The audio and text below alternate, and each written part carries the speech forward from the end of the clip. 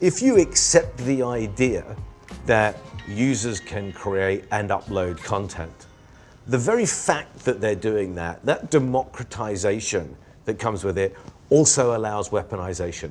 Rob Norman, the guru.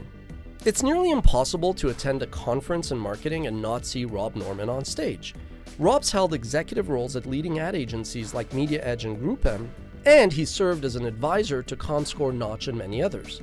He's one of the usual suspects on the conference circuit doing interviews, blessed with British wit and a universal gift of the gab.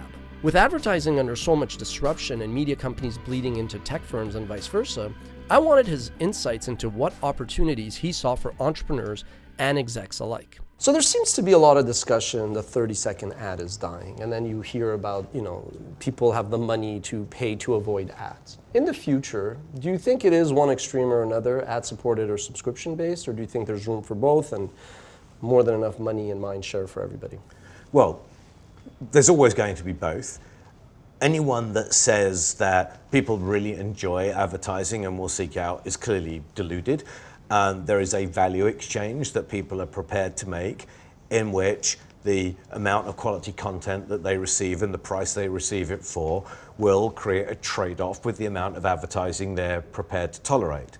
If people that wish to fund their businesses through advertising and advertisers wish to succeed, you have to make good ads, you have to make relevant ads, and they have to appear hopefully in some kind of context and hopefully in relatively short interruptive periods.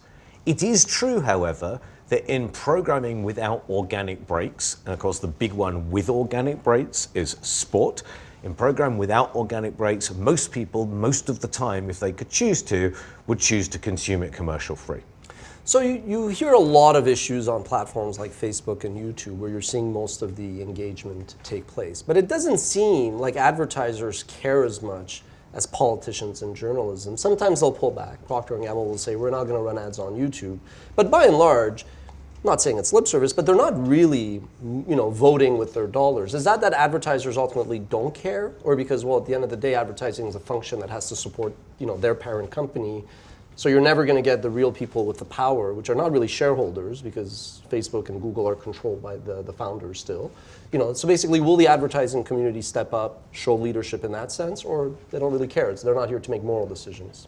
So advertisers try and drive revenues in their business and do it legally, decently, honestly, and truthfully, and as much as they're capable of doing. And that's the first order of business, because that's why they've been given those jobs. There are many advertisers who have made a very strong point of tightening up not just the brand safety issues as they pertain to YouTube and Facebook, but also the social safety issues as they pertain to you, Google and Facebook. And I think they've been very loud voices in that. And I think that it's a bit naive for people to suggest that just because there are aspects of a platform that people they don't like, the only way the advertiser can respond is to pull their money off there. And I don't think it happens like that. Ever since the late 80s and the end of the fairness doctrine in the United States, we've had polarizing media, Fox News and MSNBC and many others besides, because before the fairness doctrine, they had to give sometimes the other side of the story. And so the idea that filter bubbles and all of the things that people are kind of concerned about in society are brand new and the domain of the tech companies is wrong. Furthermore, whilst people worry a lot about user-generated content, they should also realize that it's users that generate context as well. And very, very, very few people see things that are alarming and disturbing or radicalizing or so forth, unless they actively go and seek those things out. And the number of instances where ads are placed next to that is actually very, very small. And it's only the conflation of that by the fact they're featured in national media that makes them bigger. So I don't think advertisers are complacent.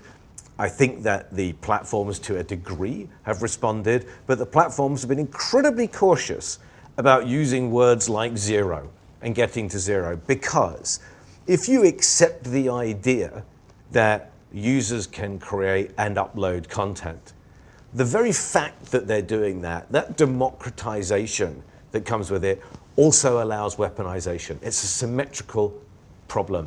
And so no one should pursue zero, but people should close those tolerances down as far as they can.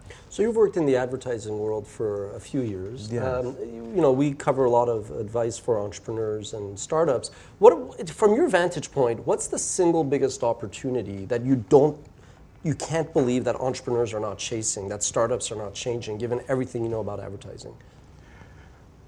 Goodness, I think that, and I'm assuming you have an audience for this little film we're making now, so I'd be a bit foolish if I knew the answer to actually say it without already having everybody else sign an NDA. I don't have an answer to that. Okay, that's fair enough. A couple more questions. So the ad agency landscape is changing dramatically, and that will continue.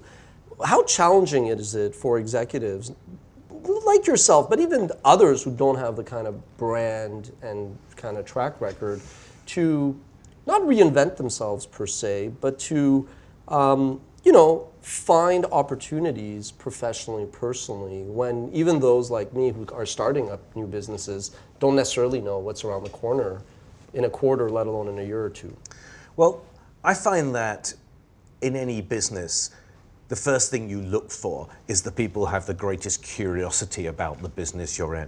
And if you can form a coalition of the curious in the people that work in your company, or bring people in who share your curiosity, then what will happen is they will think of edge-based ideas that will be part of that transformation and development of the business. And if you can get those people to be interested in their work when they come in, then God knows they will have an interesting day when they get to work. So to me, transformation is about peripheral vision, it's about persistent curiosity, and it's about the enablement of the curious to act on where their curiosity takes them. And I think at that point, transformation becomes an organic part of business operation rather than some kind of graft onto that business.